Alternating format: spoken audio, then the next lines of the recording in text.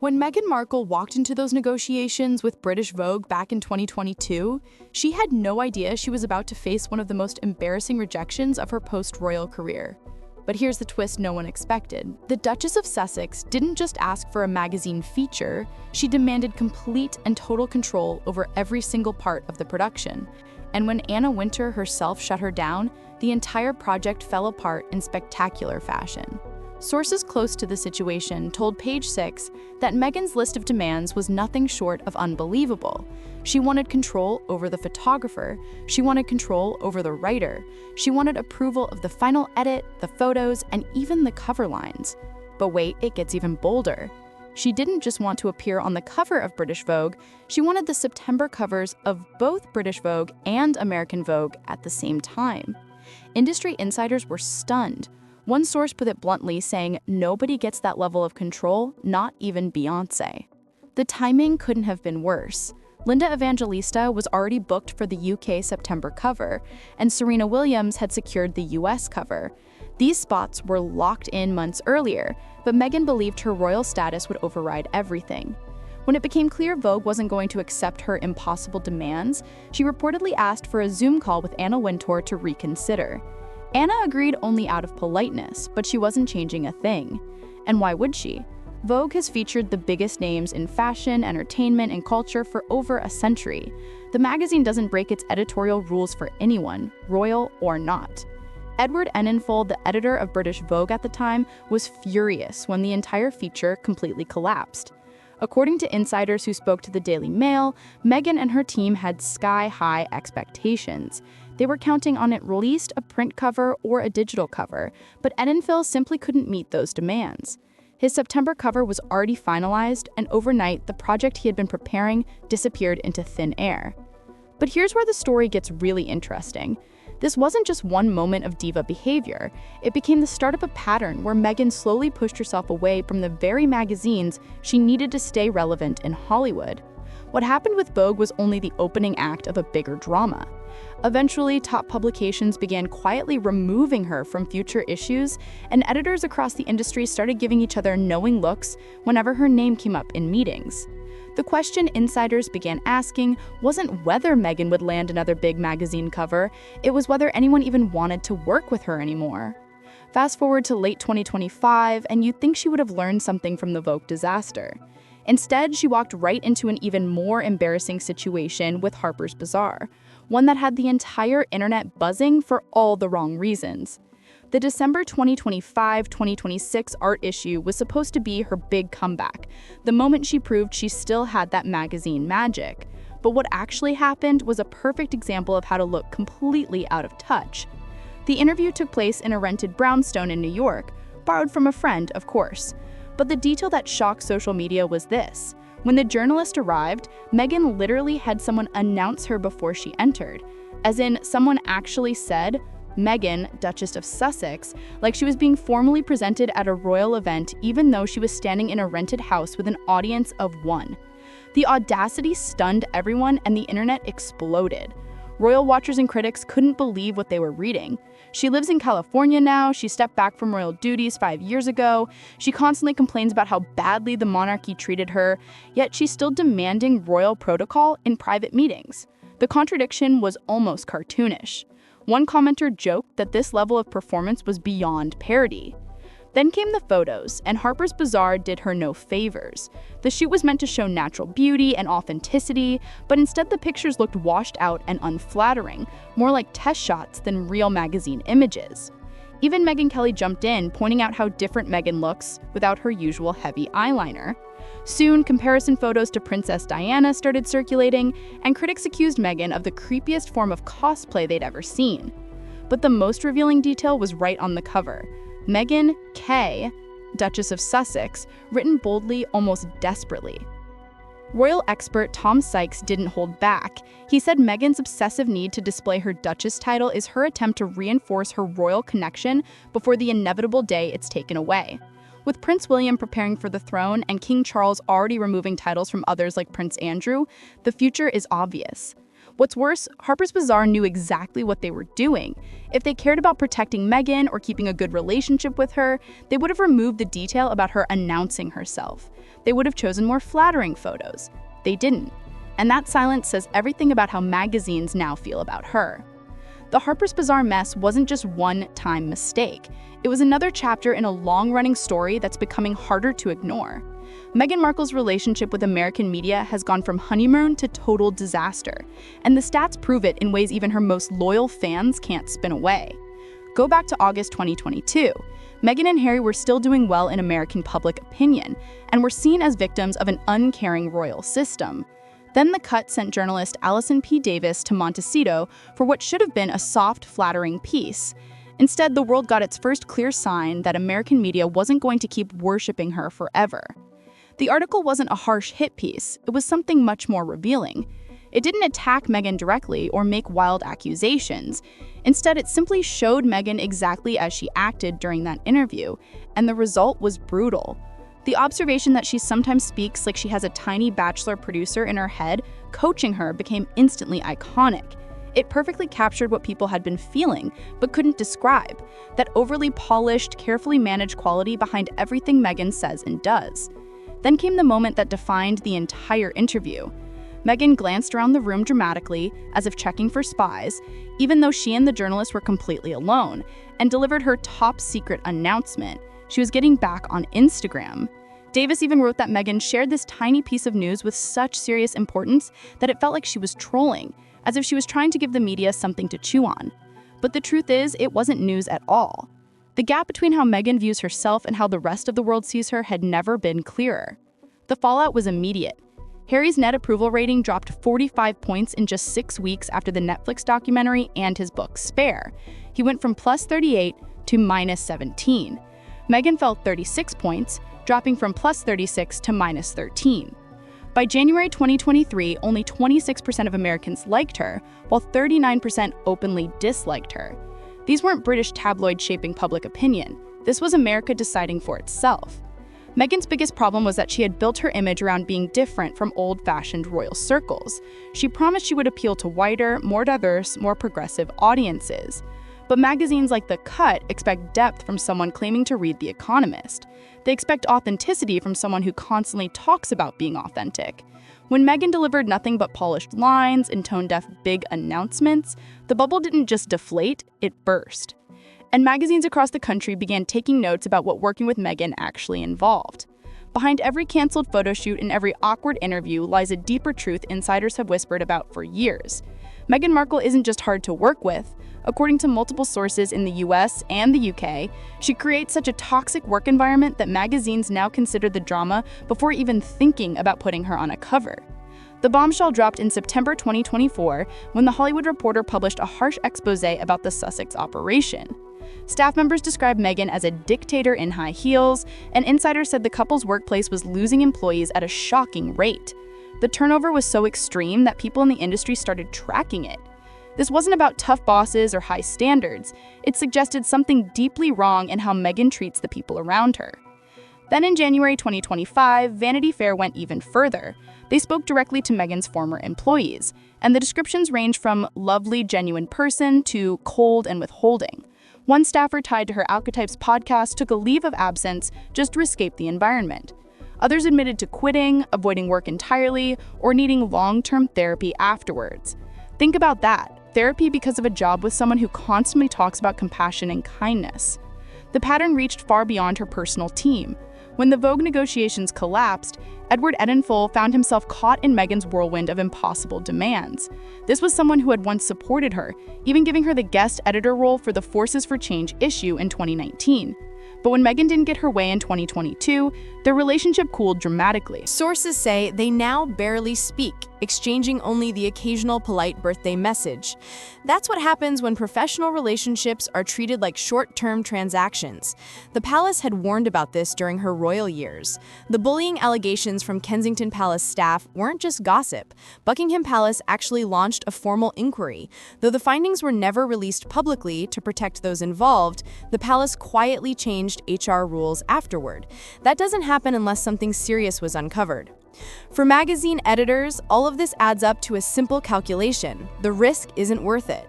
When you consider her extreme demands for creative control, the possibility of staff complaints, the awkwardness she creates between contributors, and the risk of being linked to someone accused of workplace toxicity, suddenly booking Meghan doesn't look appealing. The payoff isn't worth the trouble, and publications have begun quietly removing her from planned issues before trouble even begins. And if one thing is now crystal clear, it's Meghan's obsession with channeling Princess Diana. But here's the twist. Every single attempt to evoke Diana's legacy is backfiring so dramatically that it's actually speeding up Meghan's downfall instead of helping her image. The Harper's Bazaar photoshoot became the center of this disaster. Within hours, social media was filled with side-by-side comparisons. Meghan sitting cross-legged in black trousers and a white shirt looked uncannily similar to Diana's famous 1994 Demarchelier portrait. Political commentator Miley Yiannopoulos posted the comparisons and called Meghan the creepiest, most sinister, most wretched person on earth. Harsh, but the post went viral because people had been noticing this Diana cosplay for years. The real problem is that Harry himself has been fueling these comparisons all along, turning Diana into a political landmine. In his 2021 Apple TV series, The Me You Can't See, he compared Meghan's media treatment to his mother's death, saying history was repeating itself, that Diana was chased to her death while dating someone who wasn't white. And now look what's happening.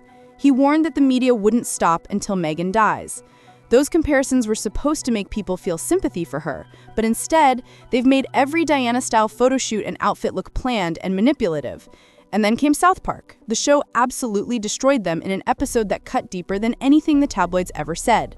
The Harry character gives a big emotional speech about being authentic, about how turning themselves into a brand has made them into products, and how what truly matters is what's inside. When the Meghan character just stares blankly, Harry opens her mouth, looks inside, and shouts, "Hello?" The sound echoes back, hinting she's empty inside. It's harsh satire, but it connected with people because it showed exactly what many feel when Meghan talks nonstop about authenticity while acting the complete opposite. The Harper's Bazaar interview only made things worse. Meghan told journalist Caitlin Greenidge that once you start making personal choices based on what others think, you lose your authenticity. She insisted she believes in imperfection, mistakes, and being real. Those quotes were clearly meant to make her sound grounded and relatable, but coming from someone who has herself formally announced into rooms, who controls every part of her image, and who refuses to give up her royal title, the words felt totally empty. For magazines, this Diana obsession has become a massive problem. Every photo shoot is picked apart, every pose compared to Diana, every outfit judged for copying her style. The backlash is instant and brutal, and editors are realizing that putting Meghan on a cover means creating drama that overshadows the magazine's actual message. With royal expert Ingrid Seward, editor-in-chief of Majesty magazine and author of My Mother and I, gave a harsh assessment to Fox News Digital. She said clearly that Meghan will never win over the UK public again. Not in this generation, she insisted. Maybe a younger audience might accept her someday, but Seward didn't see it happening with anyone watching now. She admitted people agree Meghan is beautiful and stylish, but then delivered the comment that hit hardest. That doesn't mean people like her. In the UK, people simply don't like her anymore. The shift from admiration to dislike happened incredibly fast. This is someone who was once seen as a breath of fresh air for the royal family, someone who was expected to modernize the monarchy and bring diversity and new energy. Her wedding drew huge global attention. Her early royal tours were filled with excitement, and then it all collapsed quickly. Every interview brought new contradictions. Every complaint sounded more tone-deaf. Every call for privacy came with another media project, and her attempts at redemption only made things worse. Each magazine interview meant to show her authentic side, revealed more scripted messaging. Each emotional photoshoot turned into another Diana comparison and accusations of copying her. Each business venture promoted as empowering women or supporting small businesses got pulled apart and criticized. The Harper's Bazaar cover that should have helped her instead became another example of what people find irritating about her, being formally announced into the room, clinging to the Duchess title, and talking about authenticity while clearly performing for the cameras. South Park's brutal parody hit so hard because it said what millions were thinking. The show had Harry realizing that what matters is what someone has inside, then opening Meghan's mouth and hearing his own voice echo back, implying she's empty inside. It was harsh, but it captured how the public sees her now. And magazines know that linking their brand to someone mocked at that level is a professional risk. While Meghan maintains a polished public image of strength and confidence, sources say something very different is happening behind the scenes. The panic is real, the stress is intense, and the fear that her post-royal empire is falling apart has shaken things inside the Sussex circle. Her solo projects became the first obvious sign of problems. Throughout 2024 and 2025, she and Harry started appearing at events separately, taking on different work and presenting themselves as individuals rather than the united power couple they built their brand on. Divorce rumors grew so loud and widespread that Harry felt he had to deny them publicly. But when a couple reaches the point of having to deny rumors, the damage is already done. The public now sees them as a struggling marriage, and reversing that narrative is extremely difficult. Sources told Page Six that Meghan and her team had extremely high hopes for magazine features that simply never happened. They expected major print covers or at least big digital covers from top magazines. They believed her royal title and activism would make her an instant favorite for editors. Instead, they faced rejection after rejection.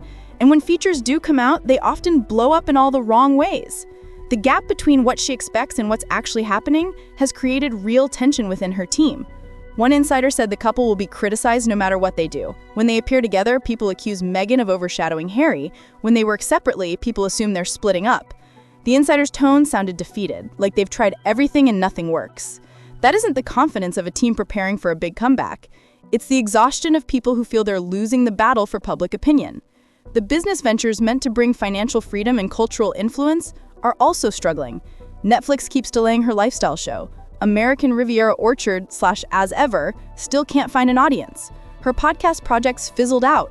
Each failure makes the next opportunity harder to secure.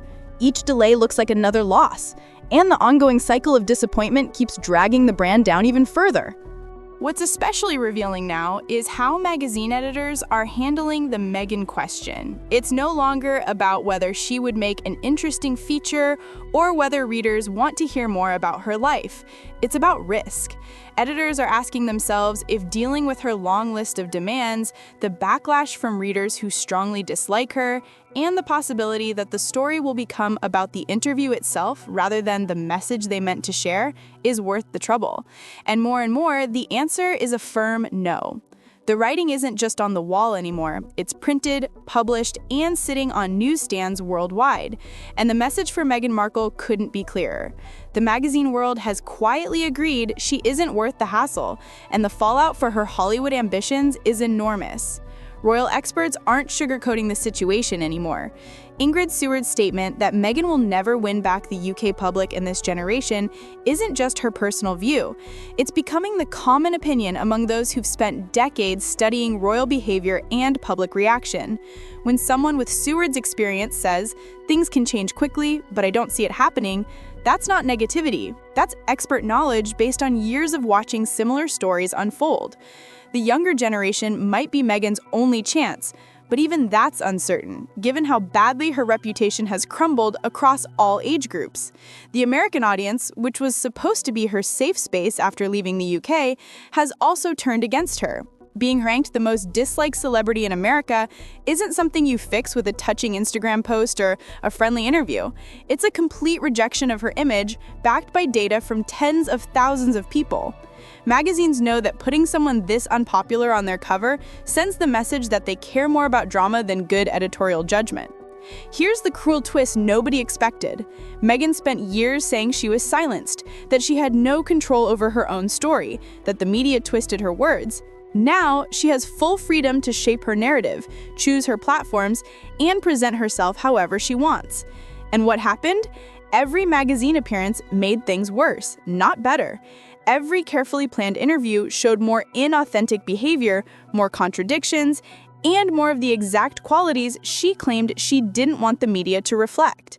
The problem was never the lack of control. The problem is how she uses that control. By requesting royal-style announcements in rented homes and posing in photo shoots that mimic Princess Diana. Magazine editors are being practical now. They see someone whose lifestyle brand is collapsing, whose Netflix projects keep getting postponed, whose approval ratings are dropping fast, whose former staff say they needed therapy after working for her, and whose public appearances attract mockery instead of admiration. They ask themselves why they should waste a cover, time, resources, and their reputation on someone who brings nothing but problems and negative reactions. Magazines aren't cutting her from issues because of a conspiracy or because they never gave her a fair chance. They're cutting her because she's bad for business, difficult for staff, and unable to deliver the genuine, interesting content that makes a strong feature.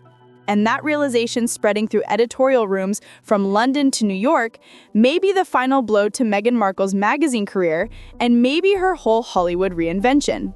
So, what do you think? Is Meghan's magazine career officially over, or could she somehow turn this around? Drop your thoughts in the comments. And if this deep dive into Meghan's media collapse shocked you, we're tracking every royal scandal, Hollywood feud, and celebrity meltdown as it happens. The next video is coming, and trust me, you won't believe what's next.